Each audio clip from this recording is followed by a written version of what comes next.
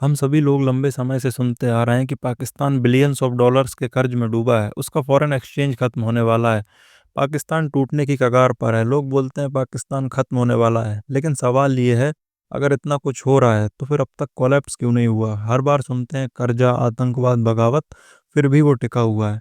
तो आज हम इसी सवाल पर डिस्कशन करेंगे, क्या पाकिस्तान कोलैप्स होगा? अगर होगा तो कब तक होगा और कैसे होगा? और भारत के लिए आइडियल सिनेरियो क्या है? पाकिस्तान का कोलैप्स होना या स्टेबल रहना? सब कुछ मैं समझाता हूँ बिल्कुल आसान भाषा में, बट बिफोर वी बिगिन आप सभी से मैं एक सवाल पूछूंगा। आपको बताना है कि भारत और पाकिस्तान को कौन सी लाइन अलग करती है। ये आपके चार ऑप्शंस हैं। अपना आंसर दीजिएगा कमेंट्स में, सही आंसर मिलेगा आपको वीडियो के अंत में। नाउ सबसे पहले बात करते हैं पाकिस्तान की इकोनॉमी, यानी दुनिया की नंबर वन इकोनॉमी। पाकिस्तान पर अभी 130 बिलियन डॉलर का बाहरी कर्ज है और पाकिस्तान की जीडीपी अभी सिर्फ 338 बिलियन डॉलर। इसका मतलब है कि कर्ज पाकिस्तान की जीडीपी का वन थर्ड से भी ज़्यादा है, यानी पाकिस्तान ऑलमोस्ट डिफॉल्ट करने की स्टेज पर है। And tax to GDP ratio, मतलब जीडीपी का कितना परसेंटेज हिस्सा टैक्स से आता है, तो ये सिर्फ 5.7% है, जो 2023 के 5.8% से भी कम है। इसका मतलब है कि सरकार को टैक्स से बहुत कम पैसा मिल रहा है और इस कम पैसा मिलने का एक बड़ा रीज़न करप्शन भी है। अगर सरकार के पास टैक्स से पैसा ही नहीं आएगा तो स्कूल, हॉस्पिटल या डेवलपमेंट का कोई भी काम हो ही नहीं सकता।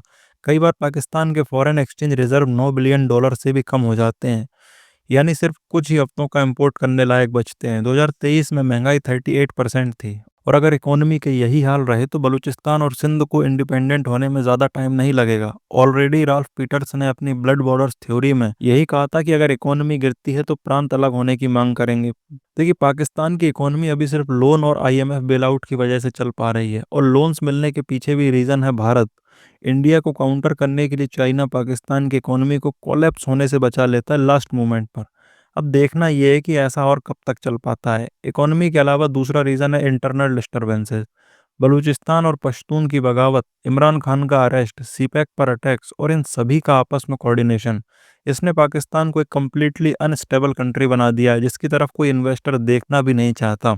बलूचिस्तान लिबरेशन फ्रंट जिस तरह से अटैक्स बढ़ाता जा रहा है इन पाकिस्तान, उसको देखकर यही लगता है कि पाकिस्तान से सबसे पहले अलग बलूचिस्तान ही होगा, और बलूचिस्तान के अलग होते ही पाकिस्तान कई टुकड़ों में बट जाएगा। इसका ब्लेम भी पाकिस्तान घुमा फिरा कर भारत पर ही डालता है कि भारत बलूचिस्तान को इनडायरेक्टली सपोर्ट कर रहा है। रिसेंटली अभी आसिम मुनीर चाइना गया था, तब चाइनीज सिटीजन्स की सिक्योरिटी को लेकर चाइना ने भी बहुत ह्यूमिलेट किया, लेकिन वो तो खैर आदत है पाकिस्तान को। ये जो मैप आप देख रहे हैं अभी, ये मैप आज से लगभग 20 साल पहले यूएस के एक retired army officer Ralph Peters ने दिया था।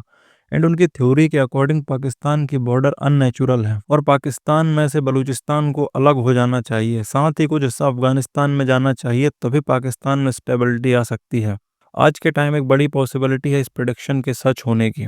नाउ इंटरनल के अलावा एक्सटर्नल प्रेशर की बात करें तो भारत पाकिस्तान के कोलैप्स का सबसे बड़ा रीजन बन सकता है। जब जब पाकिस्तान में इंटरनल डिस्टर्बेंसेस बढ़ते हैं तो अपनी जनता का ध्यान भटकाने पाकिस्तान इंडिया से वॉर स्टार्ट कर देता है, एंड हर बार हार कर भी इस पॉलिसी में कोई सुधार नहीं है। भारत के अलावा पाकिस्तान चाइना और यूएसए के बीच फंसा हुआ है। जब चाइना लताड़ लगाता है तो यूएसए की तरफ भागता है, एंड जब यूएसए हाथ छोड़ता है तो चाइना की तरफ भागता है। लेकिन ये सब लंबे समय तक चलना पॉसिबल नहीं है, क्योंकि चाइना के हैवी इन्वेस्टमेंट्स के बाद भी पाकिस्तान वहीं का वहीं है, और अब तो सीपैक के फेज 2 में चाइना ने भी इन्वेस्टमेंट कम कर दिए हैं। काफ़ी इंटरेस्टिंग होगा देखना कि चाइना कब तक और हेल्प करता है पाकिस्तान की। फाइनली भारत के लिए आइडियल सिनेरियो क्या है? पाकिस्तान का कोलैप्स होना या स्टेबल रहना? देखो, इमोशंस को साइड में रखकर अगर प्रैक्टिकली देखा जाए तो पाकिस्तान का पूरी तरह से कोलैप्स होना, यानी इकोनॉमिक डिफॉल्ट, सिविल वॉर या इंटरनल फ्रेगमेंटेशन, इंडिया के लिए कुछ शॉर्ट टर्म स्ट्रेटेजिक फायदा ला सकता है। जैसे पाकिस्तान आर्मी और आईएसआई की एंटी इंडिया एक्टिविटीज कमजोर पड़ सकती हैं, और बॉर्डर टेंशन थोड़े समय के लिए शांत हो सकते हैं। लेकिन इसके साथ ही एक बड़ा खतरा ये होगा कि रेफ्यूजी क्राइसिस, टेररिज्म और न्यूक्लियर असेट सिक्योरिटी जैसे संकट सामने आ सकते हैं। भारत को अपने वेस्टर्न बॉर्डर पर इंस्टेबिलिटी से निपटने के लिए ज़्यादा मिलिट्री और डिप्लोमेटिक रिसोर्सेज लगाने पड़ेंगे। दूसरी ओर अगर पाकिस्तान स्टेबल रहता है तो इसका मतलब ये नहीं है कि भारत के लिए सब कुछ अच्छा होगा। एक स्टेबल पाकिस्तान अपने मिलिट्री और प्रोपेगेंडा सिस्टम के जरिए इंडिया के खिलाफ ऑपरेशन और प्रॉक्सी वॉरफेयर जारी रख सकता है, खासतौर पर कश्मीर में। लेकिन अगर वही पाकिस्तान इकोनॉमिक डेवलपमेंट की तरफ बढ़ता है और रीजनल ट्रेड और कनेक्टिविटी को बढ़ावा देता है, तो साउथ एशिया में शांति और विकास का एक माहौल बन सकता है, जिससे भारत अपनी आर्थिक पहुंच सेंट्रल एशिया तक फैला सकता है। इसलिए भारत के लिए सबसे अच्छी स्थिति ये हो सकती है कि पाकिस्तान एक कंट्रोल्ड इनस्टेबिलिटी में रहे, यानी अंदर से कमजोर होता रहे लेकिन पूरी तरह से कोलैप्स ना करे। इससे एक तरफ पाकिस्तान का भारत विरोधी नेटवर्क सीमित रहेगा और दूसरी तरफ रीजनल केओस और ह्यूमैनिटेरियन डिजास्टर से भी बचाव होगा। आई होप आज के डिस्कशन से आपको काफ़ी कुछ चीज़ें समझ आई होंगी, और अगर आपके मन में कोई और सवाल है तो feel free to ask in comment section. मिलते हैं अगली वीडियो में। This is Harsh Gurjar signing of.